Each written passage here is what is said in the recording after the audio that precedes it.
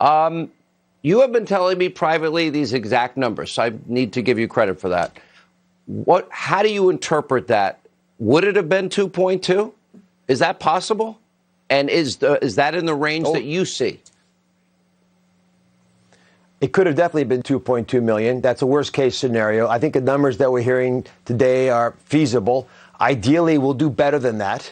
I suspect a lot of people think, 100,000, 150,000 is probably a number that's in middle of the ballpark. But I bet we can do even better. With some of the social distancing, I'm so proud of Americans for actually taking this to heart and seriously separating themselves from each other. We could beat that 100,000 number. But if we get in that range, think of what that means. That means we're 2 to 3 times what a bad influenza epidemic takes in terms of American lives. It's all horrible. It's terrible when it happens, especially when it's an avalanche and it comes to hospitals at once.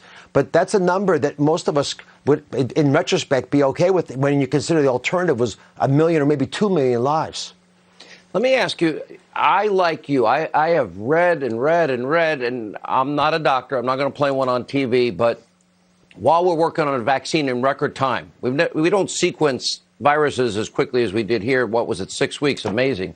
But hydrochloroquine, along with azithromycin and maybe zinc, has shown everywhere I read tremendous opportunities to treat people to prevent death. I want to see more of that. Novartis has said they will now produce and give Americans 130 million doses. The Israelis have already donated 6 million.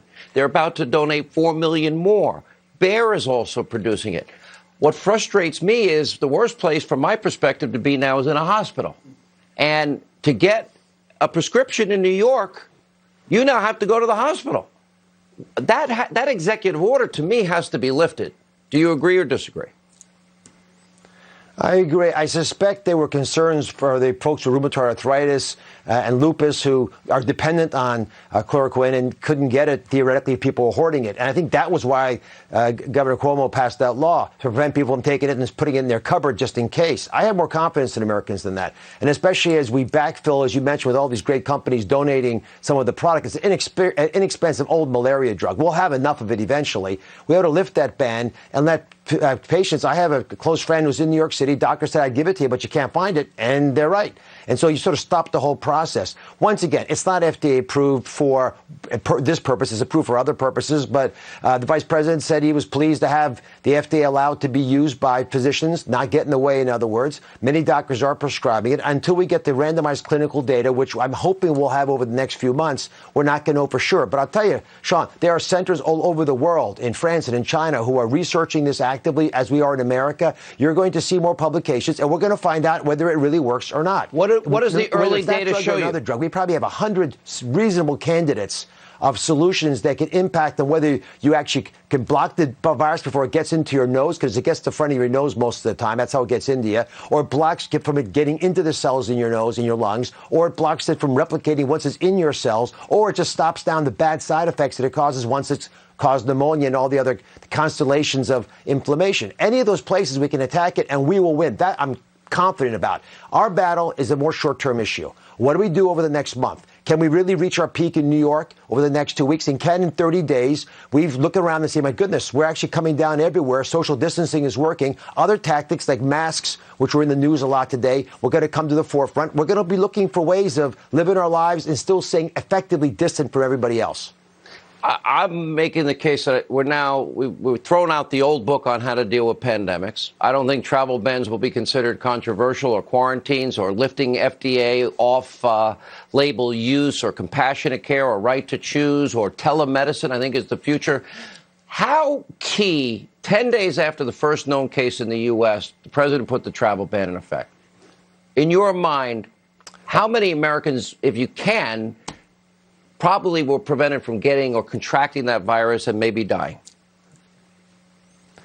I mean, it's hard to judge that number, but I can tell you in retrospect, most everybody who studies this agrees that was a good idea. At the time, a lot of us were uncomfortable because that's not what we do, right? We don't just ban other countries from coming to our country.